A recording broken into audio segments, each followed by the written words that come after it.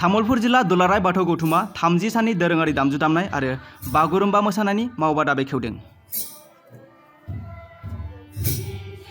बर'नि मोसानाय बागुरुम्बाखौ world Guinness बुकआव record खालामनाय थांखिजों बागुरुम्बा मोसानाय आरो बर'नि दोरोङारि खाम सेरजा सिफुं बायदि दामनाय आगजुनि मावबादा खुंफुंनायनि मावबादाखौ दिनै तामुलपुर जिल्लानि सिङाव थानाय 3 नं खोला देफेलिनि बाथौ थानसालियाव आसाम आयेन आफादनि एमएलए जलेन दैमारिया बेखेवनानै होयो।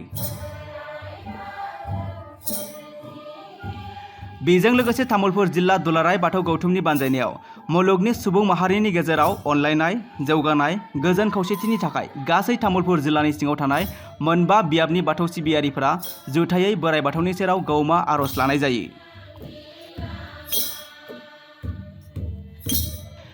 बे गोथार हाबाफारियावनो दुलाराय बाथौ गौथुमनि गाहाय नेहाथारि गणेश दैमारिया आलासि महरै बाहागो लाना तामुलपुर जिल्ला दुलाराय बाथौ गौथुमनि हांख्रायनायाव लाबोनाय सोरां मन्दिर थियाटारखौ बेखेवनानै होयो।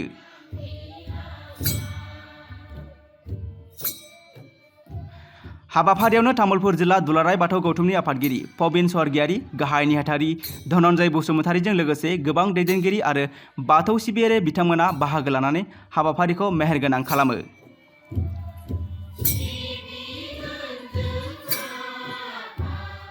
मख'नो गोनांदि दिनैनि बे हाबाफारिनि गेजेरजों दुलाराय बाथौ गौथुमनि गाहाय नेहाथारि गणेश दैमारिया गोदो बर'नि धोरोम सिबिनायाव गुबुंले जानाय समाव बर'नि गुबै धोरोम बाथौनिफ्राय गुबुन धोरोमाव बास्लायलांनायनिफ्राय गावनि आंगो धोरोमाव फैफिननो उदाङै खावलायो। बाथौ गौथुमनि जानानै बर'नि निउस पर्टेल नायगिरि बयनिसिमबो सिबिनाय आरो खुलुमनायखौ गिबियावनो जासिहरग्रोदों। दिनै तामुलपुर जिल्लानि सिङाव थानाय खोला देफेलि बियाबनि दुलाराय बाथौ गौथुमनि बे तामुलपुरनि नाजानायाव बे हाबाफारिखौ लादों आरो बे 30 साननि बे हारिमु मावबादा बे जोबोद गिदिर मोनसे मावबादा लादों तामुलपुर जिल्ला दुलाराय बाथौ गौथुमा आरो बेजोंनो बे मावबादाजों लोगोसे आर'जजों आरो लोगोसे फैबाय थानाय गिनिज बुक बागुरुम्बाखौ वर्ल्ड रेकर्ड खालामनो थांगासिनो दङ आरो बेखौबो बेवहायनो सरजाबनानै बै मावबादाखौ लाफुंनाय जादों आरो दुलाराय बाथौ गौथुमा बिथोन हरनाय जादोंमोन गासै मिरुनि सिङाव थानाय जिल्ला आफादफोरखौ मोनसे मावबादा सानसुमैफोरखौ मावबादा लानो, हारिमु बिथिङाव मावबादा लानो, सोलोंथाइ बिथिङाव जौ जुवानि बिथिङाव सावरायनाय मोनसे गिदिर मोनसे मावबादा लानो थाखाय खावलायहरदों आरो बिथांमोना बेबायदि लेखायै दिनै 30 साननि थाखाय मोनसे गेदेर मावबादा लादों आरो बे गमामायैनो जोंनि धोरोमजोंल' नङा, धोरोमनि गेजेरजों जोंनि सोलोंथाइ, हारिमु, आसार खान्थि आरो बर' समाजखौ दाफुंनायनि मोनसे बे तामुलपुर जिल्ला दुलाराय बाथौ गौथुमा बेखौ मावफुंनो लानायनि हाबाफारिया गमामायैनो जोंनि बर' समाज आरो बाथौ धोरोमारिनि थाखाय जोबोरै बाख्नायजाथावना आरो बेबायदि हाबाफारि मोनफ्रोमबो जिल्ला आफादफोरा लागासिनो दङ। दिनै भेरगाव जिल्ला दुलाराय बाथौ गौथुमनि नाजानायावबो बिथांमोनाबो दिनै सानसुमैफोरखौ लाफानानै गेदेर मोनसे सावरायमेल लादों बिथांमोना आरो बेजोंनो मानगेदा आफादगिरिया बाहागो लाहैदों बेवहाय आरो दिनै गाहाय नेहाथारि हिसाबै दिनै तामुलपुर जिल्लानि बे मावबादायाव बाहागो लानो फैदों। मानो होनब्ला बियो जोंनि थाखाय मोनसे गिदिर मावफुंनो थांगासिनो दङ आरो बे गिनिज बुक वर्ल्ड रेकर्ड जानो थांनाय बागुरुम्बानि सायावबो बिथांमोना मावबादाखौ लानाय जादों। दुलाराय बाथौ गौथुमा दिनै नेसनेल लेभेलाव बे बन्द सानखौ मोननो थाखाय नाजादों आरो बिनि सायाव जों खामानि मावबाय थादों। सारा आसामाव थानाय आरो आसामनि बायजोआव थानाय जिखिनि बाथौ सिबियारिफोर दङ बेखौ बिनि सुबुं सानखौ हथात सेन्सासखौ खालामगासिनो दङ। बेखौ जोङो 2 दाननि गेजेराव बेखौ जोङो गामि मोननो हानाय बे सुबुं सानखौखौ जोङो पेन ड्राइभनि गेजेरजों जों दैथायहरगोन जिल्ला आफादनो। बिथांमोना मोनथिनो मोनगोन जोंनियाव बेसेबां बाथौ सिबियारिफोर दङ आरो मुलुगाव बेसेबां बाथौ सिबियारि दङ। बेखौ जोङो बे 2 दाननि गेजेराव जोङो डिटिपि खालामनानै जिल्ला लेभेलाव जोङो पेन ड्राइभ मोनसे होनाय जागोन। बे पेन ड्राइभआव जोङो बेखौ सोरबा बांदोंबा बेखौ सोसननो हागोन, सोरबा जुदि जोंनि गेजेराव गोमाबायबा बेखौ जोङो बिनिफ्राय बोखारनो हागोन। बेबायदि मोनसे गिदिर दुलाराय बाथौ गौथुमा सेन्सासनि बे हाबाफारिखौ मावफुंदों आरो बेयो थाबैनो मोगथां महर मोनगोन आरो बिनि सायावबो आसाम आरो बायजोआव बेसेबां बाथौ थानसालिफोर दङ बिनि सेन्सासा जागासिनो दङ। मानो होनब्ला दिनै 30,000नि बांसिन बाथौ थानसालिया दिनै लुफुंजानायनि लामायाव दंसै आरो बेबो सेन्सास जागासिनो दङ। बिनि रेजिस्ट्रेसन दुलाराय बाथौ गौथुमा खालामदों आरो दौरिफोरनि सायावबो गोबां खामानि मावदों। जोंनि आसाम आरो बायजोआव थानाय दौरिफोर बेसेबां दङ बेखौबो जोङो दिनै डाटा लादों। फ्राय जोंनियाव 3,000नि बांसिन दिनै दौरिफोर दोङो आरो बिथांमोना दिनै दुलाराय बाथौ गौथुमाव मोनसे बिजाब महरै ओंखारनो थांगासिनो दङ। बे आसामाव बेसेबां दौरि बिथांमोना दङ खामानि मावगासिनो दङ धोरोमनि सायाव। बिनि सायावबो दुलाराय बाथौ गौथुमा डाटा लागासिनो दङ। बाथ्राया रोखा, बर'आनो बाथौ, बाथौआनो बर'।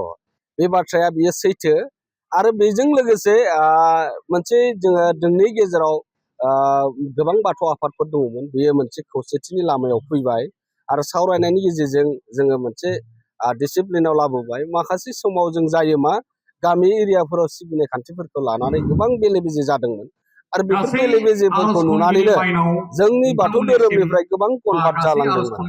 दा बेफोर कनभार्ट जालांनायफोराबो जोंनि फारसे फैफिनदों आरो जायफोरा दासिमबो फैफिननो हायाखै, दिनै बाथौ गौथुमनि गेजेराव बा बर' समाजखौ फोसाबनायनि गेजेराव बिथांमोना जुदि बोरैबा जुदि सानफ्लांनानै थांदोंब्ला बिथांमोनाबो बाथौ धोरोमखौ आरो मोजांसिन खालामनो, मुलुगाव साबसिन धोरोम हिसाबै गायसननो थाखाय बिथांमोनाबो दिनै बाथौ धोरोमाव खामानि मावफैनांगौ। मानो होनब्ला बाथौ धोरोमनि गेजेरजोंसो बर' समाजखौ दाफुंनो हायो। माखासे बिथिङाव बुङो जे दिनै बाथौ धोरोम दिनै जाय गोसो बायदियै जोङो बाथौ धोरोमल' नङा गोसो बायदियै जोङो धोरोम लानो हायो, बे सैथो।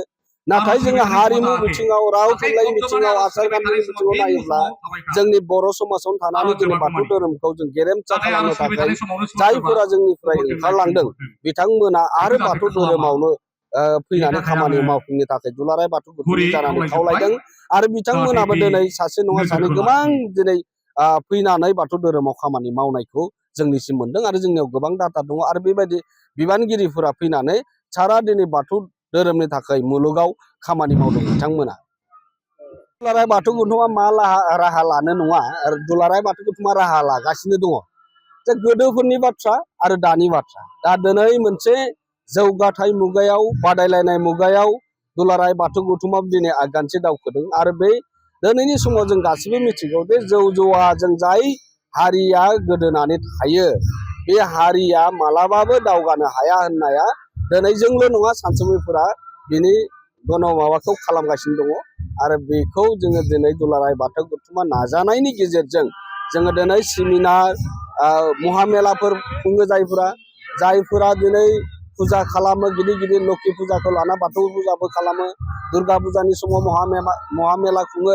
दा बेफोरखौ दिनै डिसिप्लिनाव खुंनायखौ जों नुनो मोनदों आरो निस्सय हयथ' गामि जायफोरा ओनसोलाव थानानै बेबायदि जायगायाव हयथ' दुलाराय बाथौ गौथुमा मालाबा मोनहैस' हायै जायगाफोरबो निस्सय थानो हागौ। बेफोराव गोबां बेफोरबायदि जेंनाफोरा सोमजिनो हागौ, नाथाय बियो 80% बियो मोनसे फोसाबनायजों फैबाय आरो जों मोनसे डिसिप्लिनाव फैबाय। जाहाथे बाथौ धोरोमखौ लानानै जायफ्रा मेला खुंदों बे जाहाथे जौ जुवाजों जाहाथे बै जायगायाव थाया, होमब्लासो जोङो धोरोमखौ मोनसे डिसिप्लिन भाबै जों आजावनो हागोन। दिनै बायदि सोनाब फारसे दाय बेयो सोलिगासिनो दंमोन, लासै लासै बियो दावगाबोगासिनो दङ।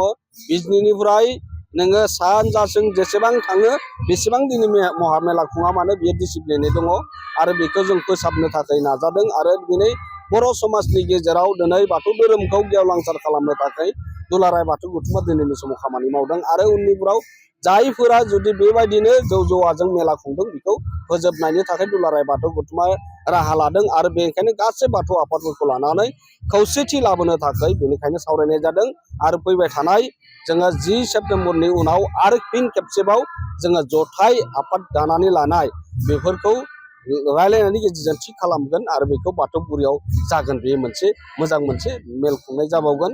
बेवहाय जों माखासे जोङो थांखि लानानै रायजो राजा बाथौ सिबियारिफोरनि गेजेराव जों दिनै तामुलपुर जिल्ला दुलाराय बाथौ गौथुमनि बानजायनायाव आरो 3 नं खोला देफिलि बिहाब दुलाराय बाथौ गौथुमनि बानजायनायाव दिनै 30 साननि थाखाय बागुरुम्बा मोसानाय फोरोंनाय आरो सोलोंनाय आरो खाम सिफुं सेरजा दामनाय फोरोंनाय आरो सोलोंनायनि जि मावबादा, बे मावबादाया दिनैनिफ्रायनो जागोन।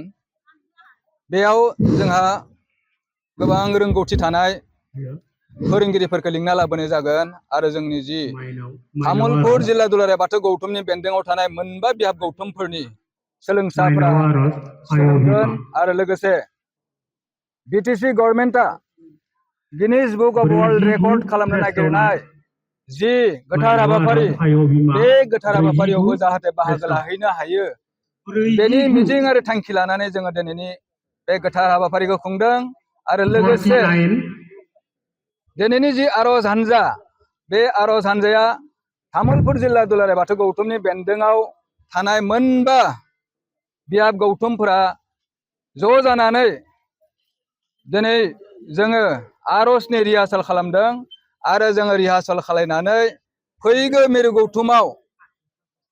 गौथुमनि जि आर'ज केलेन्डार 24 सेप्तेम्बर बे 24 सेप्तेम्बराव जोङो मिरु गौथुमाव थांनानै जाहाथे सिरिबाङै तामुलपुर जिल्ला दुलाराय बाथौ गौथुमा जाहाथे आर'ज गाबना फैहैनो हायो आफा इसोर आनान गसाइनि खाथियाव जाहाथे जोङो मोजाङै बोर सारस्रिनायखौ मोनो बेनि थाखायनो दिनैनि जि आर'जनि रिहार्सेल बे आर'जनि रिहार्सेलखौबो खालामनाय जादों जोङो जिल्ला गौथुम हिसाबै खौसेयै ज' थांनानै जोङो बयबो नों दानागार आं दानागार बे थांखिजों जोङो दिनैनि जि आर'जनि जि रिहार्सेल बेखौ खालामनाय जादों आरो लोगोसे आफा इसोर आनान गसाइनि अननायाव जाहाथे जोङो मोनफ्रोमबो हाबाफारियाव जाहाथे जाफुंसारो बेखौनो आनान गसाइ बोराइ बाथौनि खाथियाव बोर सारस्रिनायखौ मिजिं थिनानै हास्थायनानै जोंनि नैबे दिनैनि गोथार हाबाफारिखौ नैबे 3 नं खोला देफिलि बिहाब दुलाराय बाथौ गौथुमनि गोथार थानसालियाव खुंनाय जादों।